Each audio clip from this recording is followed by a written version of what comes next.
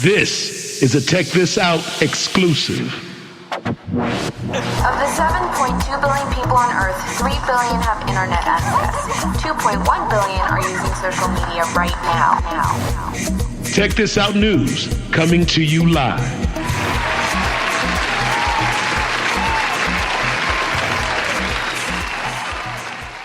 How are you, sir? All right, man. How you doing? Man, I'm blessed. Great to talk to you. You too. Yeah, so, obviously, I know you, you're a legendary actor, man. Okay, so you have to excuse me. I'm a little excited, but I know you're also doing music, and that's what I'm in. I'm in the music, so I'm interested. Where are you? Well, actually, right now, currently, I'm in St. Louis. Oh, yeah? Yeah, man. Where do you live? I live in L.A. Okay, so you're in L.A., man. Yeah. Very nice. I'm from Texas originally. Yeah, I heard you're from Houston, right? Right. They got some good cooking in Houston. Yeah, they do. West Louisiana, sometimes they call it. Okay, that's what's up, man. That's what's up. You got an interesting story, man. Yeah, I heard you're from Houston. How did that factor into, right now you're on a whole nother musical kick, huh? Well, yeah, I grew up with a very eclectic range of music around me. Hank Williams, the first guy I remember hearing. Then, I had a lot of church music going on. My dad was a big Bing Crosby and Frank Sinatra fan. And, to the moon. Then when I was a teenager, the Outlaws came along. Of course, the Beatles had changed everything. Goddamn right. And, I loved Al Green, Marvin Gaye, and, all of the R&B stuff during the 60s and 50s and 70s. Right. And so I guess I had a kind of a wide variety. Houston was good for that. Right. I think. Who were some of your biggest musical influences personally that just as far as what do you get in the car? What was probably the first thing you might turn on if you're just riding? I listen like I get it. It's like within 30 minutes I'll be listening to Willie's Roadhouse. Okay. And then I'll be, listening to hip hop on 44, and then I'll maybe listen to Caliente. So you on all right, so you're on the XM side, kind of punching through, huh? Yeah, I like to leave myself open to things, and I pick up on a lot of things. I get that as an actor too, I just naturally absorb where I'm around. And especially like reggaeton these days, there's a lot of really new stuff happening there. I think that's where like ground zero is right now. The way it's developing, and it's starting to fuse with hip hop and rap and reggaeton. Yeah. And I feel like there's a huge fusion. To fuse again. Right. I'm sorry, go ahead. Starting to come back together, and it's going to be another gumbo that's going to produce something new. Absolutely. And now, it's funny you would mention gumbo, because gumbo certainly is sometimes, to me, the spice of life, because that fusion is what makes things, so cool. We live in such a global world with music in terms of traveling and everything. Like, where have you gone abroad? I'm sure, you've probably gone some places and traveled internationally that have really impacted you or kind of, made a real significant impression in terms of you musically. Well, that's one of the great, I'm always interested in music wherever I go. I mean, going to, especially like in India, all over India, a lot of those chants that they have, and also the instrumentation that they have, and is very ancient and very sophisticated and simple at the same time. Chants are they're really just prayers only sung, which is what all prayer used to be really sung. And it's what music is. It is what music language is. Of God. Right. What are you of any particular religious faith? Well, I'm a Christian. I call myself a Christian, but I always felt like I was a Zen Baptist growing up.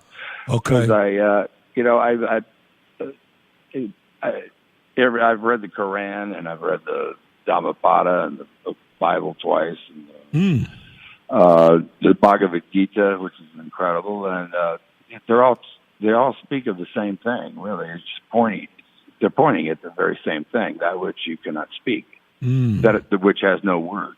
Right. Wow. It's funny you would mention that, and I know this is kind of a sidebar. What were your thoughts, say, on that missionary that was off the coast of India, that island? He got killed there, unfortunately. Oh, yeah, that he went there to, my feelings there are mixed. That's what they are. I mean, truly, he had a true heart in doing what he was doing. And it's a tragedy, but those people that were living there, that's where they, that was their wishes to be living the life that they live. So can't really point fingers at them either. Yeah, it's an unfortunate situation. But your point is what? No, I said it was an unfortunate set of circumstances, Yeah, it really was. Yeah. Tragic story. Yeah. The reason I asked you that is just in terms of just hearing you kind of talk about India and just even traveling abroad. It just sounds like you have a very open mind, and I was just wondering, with your music, for instance, do you play any particular instruments that you really love? Well, I play guitar, and I started playing piano when I got Jerry Lee Lewis. I was lucky enough I had a year to prepare for that. Wow. And it's great teachers. Jerry was one of my teachers, and then I had there was this old black blues pianist, Booker T. Lowry, who kind of became a second father. He moved in with me after the movie and just really taught me a lot about blues piano. And he had the best left hand I ever heard. He was missing a finger on it from a sawmill accident when he was a kid. And he was from that era back, in the 20s, and starting back there. And he was from Memphis, Tennessee. He was quite a guy. Wow. That's strong to have been under the tutelage of Jerry Lewis like that. Well, he was over my shoulder the entire time we're doing the movie saying, "You get that wrong, son." So, I mean, you've had an opportunity to play. I know it may not have felt like, maybe, your whole film, but I loved you in Any Given Sunday too, man. Life's this game of inches. Oh, I love that movie. Yeah. That was, I think that's the best film ever made about professional football. You really feel it. Yeah, you feel it. Oliver did a really great job on that. What? Amazingly, nobody got hurt. Really? No one got hurt on that? Yeah. Yeah, you would expect that with how real Oliver likes to make stuff, and but he's just he really knows how to capture. That was incredible the way he captured right what football was, and a great cast. Plus Jim Brown being around him. Wow! What was those conversations like? Dennis? Oliver wouldn't show up on the set to as a director. He's supposed to be the first one there. But he wouldn't show up till like noon, right? 10 o'clock. So it was like every morning at 6 o'clock, we're in Florida. A few of us were golfers, so it'd be myself and James Woods and Jim Brown and Lawrence Taylor. Holy shit! That's an interesting combination. It was fantastic. It was war. Wow. Yeah, that's a great man. That's powerful. I think Jim Brown is a giant of a human being. He really is. He is. He definitely is. He's definitely a trailblazer. You just had a very rich experience, I would say, in terms of just kind of observing your life. Sounds like I have a very lucky life. I really have. I really have. The people I've gotten to actually be in contact with, have relationships with, and mentored by, and I'm very grateful.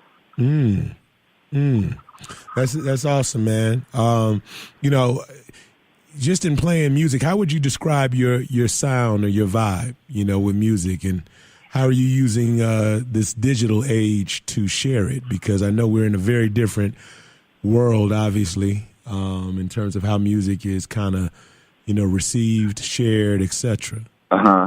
Yeah.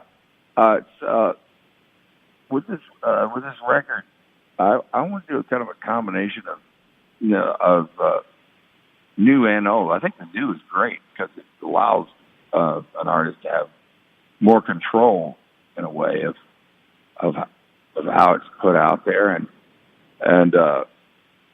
it gives them avenues that, you know, maybe they wouldn't have, and, you know, but I think I'd also like to go old school. Actually, Okay. in my head, I want to go and do the Midwest and just go into just travel from radio station to radio station and just go in cold. Not trying to get them to play our record. Nah, I'm not Even mad if at they say that. no, it'll be a good story. You could get it done that way. It sounds like I believe you could get it done. You know, Yeah, why you just jump on the road and you know, and really touch the people, man. But you know, it's still at the end. It's still the hard work, you know, man. You know, you get lucky. Everybody gets lucky. Of course, you need luck to have it in. You got to be in the right place at the right time. There's no way you can control that stuff. And but you know, of course, talent is there too. But you know, it takes hard. You got to get out there and really work at it. Right. You know, do something proactive every day and stay positive about it. Absolutely. Because you're getting to do something that you love doing. Let me ask you this, Dennis, because I know, you know, with that guitar, what's your take on folk music? Oh, I love it. You know, I love especially those songs that were written by anonymous. That I dream of writing a song that eventually would be still sung 200 years later, but written by anonymous. You know, like Life is Like a Mountain Railway, and you know, the gospel stuff and the old folk music that comes out of there. Harry Dean Stanton, I don't know if you guys know who he was. He was an actor, but he was also a really accomplished singer of old Mexican folk songs. I was not aware of that. He was in both Jamie James, the guitar player in the Shucks, and he was a good friend of ours for many, many years. And you know, I love those old songs. You know, there's a history to them. You can kind of feel, you can kind of touch the past in a way. Yeah, it seems like, you know, when I think of folk music and definitely hip hop, that's definitely music from the people in terms of sharing your perspective, right? Yeah, but, you know, the way hip hop started, you know, they all started in folk music. I mean, folk music doesn't mean like country, living out in the West or whatever. It's about a, you know, certain culture that is regional, usually. You know, the way it starts out and then spreads. Mm-hmm. It's a bunch of kids just, you know, at home, right, trying new stuff out. You know, right, because they don't know the rules. Absolutely, there are no rules, essentially, right? Yeah, There's only one rule. There are no rules. Yeah, man. Yeah. I mean, I just thought that was interesting to ask, just because I know, you know, from a political standpoint, with so much going on in the world, you know, a lot of people are expressing themselves, and music seems to be, you know, that the primary form of expression, so to speak. You know what I mean? Yeah, folk music back in the early 60s was the form of political expression, I think, you know, that really bloomed in the later on 60s. We had Dylan, Joan Baez, and Peter, Paul, and Mary. You know, there was Arlo Guthrie and Woody Guthrie, of course. I mean, look at him. You know. What were your thoughts? I mean, I know you were young at this time, but, you know, when you observe Woodstock, because that's kind of like